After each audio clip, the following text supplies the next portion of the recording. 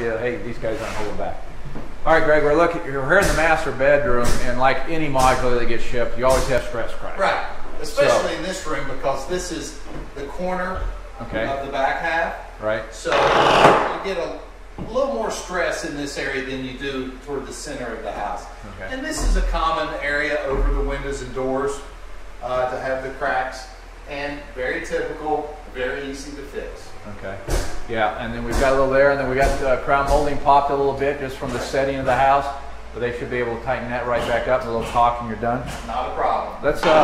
Let's go into the bathroom and tell us about what's going on in here. Okay. Well, the first thing you notice, we have a 48-inch walk-in shower, one-piece fiberglass tub and shower units. Another great example. All your tubs and showers have scald protectors. The first time I ever ran into that, and that's required by code, and that's set at the factory to a certain temperature. The first time I ran into it, I had a customer call me and said, I just don't have any hot water in my shower. So I had the plumber come out, check it.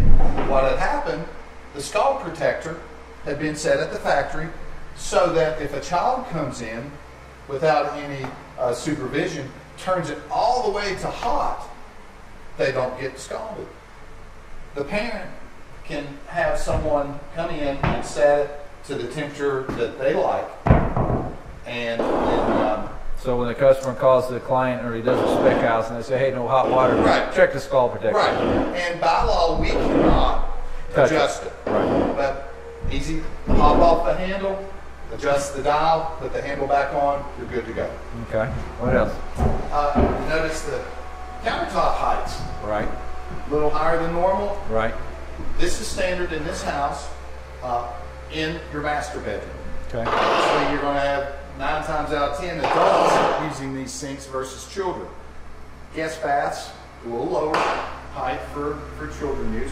Notice the nice bank of drawers, fold doors here, which is a nice feature. Now this is not standard, but what a difference it makes. Right. Just for a few dollars, you can get that dynamic look. Right. Okay, and some of the modules we do that are custom higher end, we'll also come in and we'll put a lot of tile. We'll tile the whole front and do decorative. So that's the cool thing about a module. The plumbing's already in, everything's there. Even the tub can be there if you want it to be. Correct. So a lot of different things you can do. Now they opted for just a plate glass window opposed to a medicine cabinet, but I know you could have put a medicine cabinet over here against this wall. Right. Right. Or you could have ordered in a larger medicine cabinet.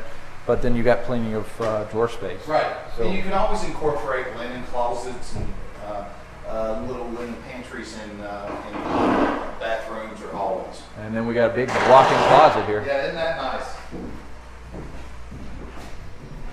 We have a shelf, so you get maximum use. So this is a shelving kit that you can order out of the factory. This is standard shelving from the factory. Oh, standard. Standard. Okay. So you have your shoe rack over here, you have double shelving here, various racks here, sweater racks. Well, this is her closet. Where's his? In the basement. In the basement. Doghouse. Now, we showed the labels. Yeah, let's show the labels. Now, if you're doing a modular, if the modular comes in a stamp, you get a blue label. Correct. All right. And you're going to see those labels in each section of each unit, each home. Okay. Yeah, I got 3 units, so there'll be 3 labels. That's correct. Okay. And they'll usually appear one in the master bedroom closet, like this one. Maybe one in the utility room, one in another bedroom closet. Just depends the layout of the house. Now, if this was a HUD house, a trailer, so to speak, that would be a... It would be a data sheet which would have a red tag on the exterior part of it. All right. So that's in case you ever get to one of those modulars that I call hudular. That is sometimes they'll say, well, is this a mod or is it not? To find out, you've got to look for that blue sticker. But otherwise, it could be a mobile home that just has drywall and someone's trying to pass it off as a modular. It has happened. Yeah. So, and then there's some that go the other way around that barely meet modular code to pass, for example, zoning or deed restrictions or covenants in a subdivision, which we have in our chapter. I've actually written a chapter on hudulars and how you can get in trouble and how it can actually pull down a subdivision if you don't watch the person developing that subdivision. I've got a whole story in the write-up on that, how that can really hurt you. So that's a very important factor. Yes, it is. Okay. All right. Thanks, Greg. Anything else we need to look at in the house? I think we're good to go. Looking forward to getting our clients in the house, and they are looking forward to it as well. All right. Thanks a lot. Appreciate You bet. the tour. Thank you. Thanks.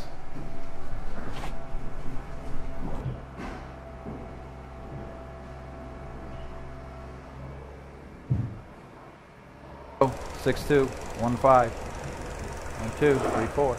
Ready? All right. Another thing that we need to point out is your interior doors. Okay, this is a 2-panel interior door with a metal door handle. It's a chrome finish. There's all kinds of different types of interior doors you can go with depending on your manufacturer. You can actually get solid wood if you want to and upgrade those with the better door handles and flippers. What we want to teach you in the seminar and what you need to learn on your own is how much is it for me to upgrade that door and to whatever level or levels that they have, and how much does it cost? Yes, it's already installed if it's in an area that's not on a marriage wall. However, does that interior door, can I go outside to an outside vendor, have a better interior door put in, have my crew install it, and to enhance the property that you're selling? So those are some things you really want to watch out for. Personally, I'd like to have the level door handles and stuff like that. Now they have 4 children here and some foster children, so this is probably why they did these, because they'll take wear and tear a whole lot better than the lever door handles. So understand that. Now your front doors, you can see that we've got the front door. It's a metal, it's insulated, it's got some of the scrolling on the inside and also on your side lights, double side light. Most of your exterior doors, almost every manufacturer offers it from 2 or 3 different companies, but Therma-Tru is almost consistent through every manufacturer or offers an external door. The exterior doors can be upgraded to a certain extent through Therma-Tru, but I want you to be careful. When you order it through the factory, naturally they're going to mark up their auction price. So you might want to go to Lowe's or some other hardware or door supplier that you know of or use and price it out, because it may save you money. Now these are already installed, so you have to take that into as a factor also. And so your thresholds are there, your drywall's all in and everything's there. You may want just to have it shipped open and slide in your own door. I've done that with some solid mahogany doors that I've gotten a really good buy from on a salvage area, and just left that open, came in and went ahead and installed it, paid for the trim out, and I came out way ahead on that. So there's some other factors there, along with your electrical lamps, and as far as your upgrades, same with your plumbing. So those are all things you want to really consider and look hard at.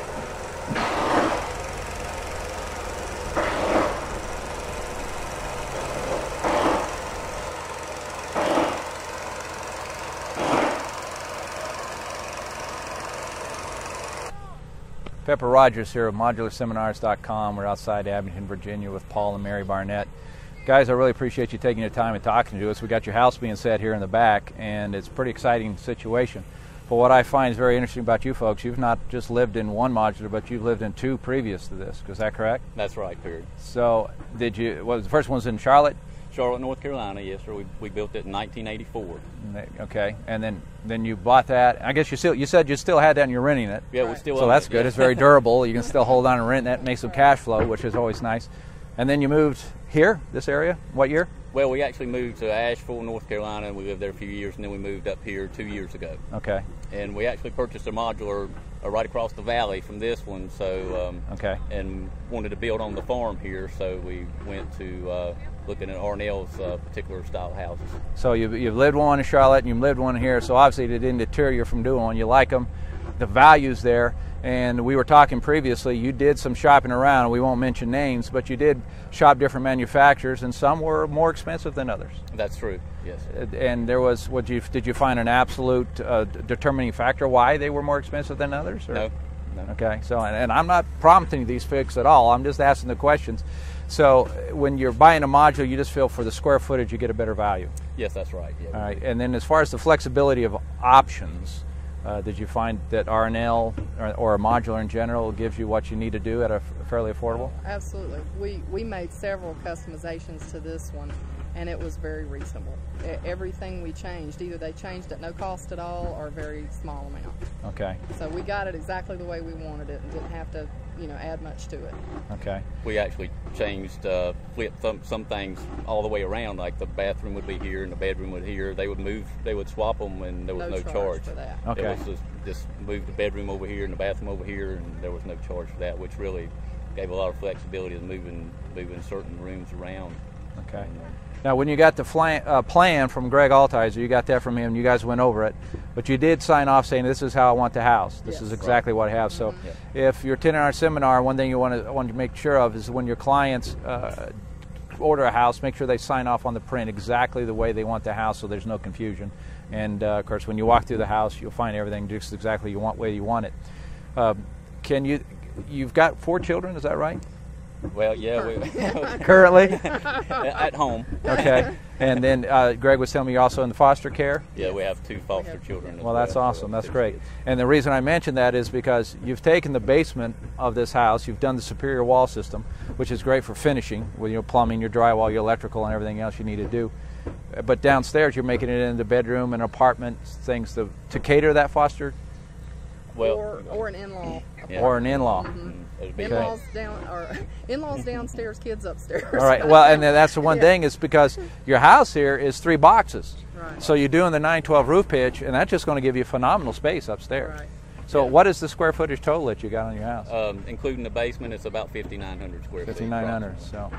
and did you at all price the house through a site builder and say how much can you build this for? No. You just We didn't knew see. there was You just no knew way. right off. There's no It's way. not happening. No way. No way. No way. All right. Not for the- Now the neat thing is you supervise most of the site work. Yes. And the basement and everything else. Right, yeah. So you did it on your own. So you Did. saved a lot of money there. Saved a lot of money. Did rough plumbing myself. Did 2x6 walls, the support walls in the basement myself.